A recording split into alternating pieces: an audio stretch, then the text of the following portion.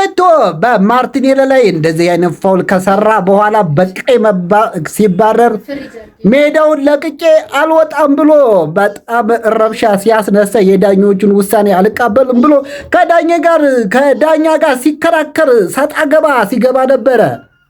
በዚህም ኤፍኤ የእግር ኳሱ ማህበሩ በጣም ተናዶ የሁለት ተከታታይ ጨዋታ ውሳኔ ዛሬ አሳልፎበታል። ማለትም ኒውካስል ከቸልሲ የሚያደርጉት ጨዋታ እሱ ኦብቪየስሊ እንደሚዘለው የታወቀ ነው። አንድ ቀይ ካርድ ስላለበት ቀጥሎ ያለውን ቸልሲ ከኤቨርተን ጋር የሚያደርገው ጨዋታ እንደማይሰለፍ ውሳኔ አሳልፎበታል።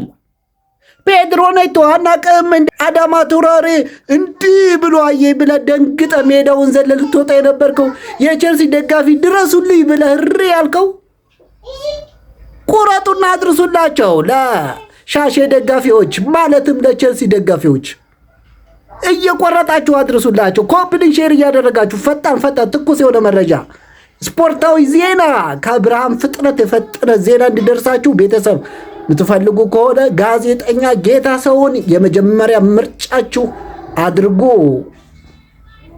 አድርጉ።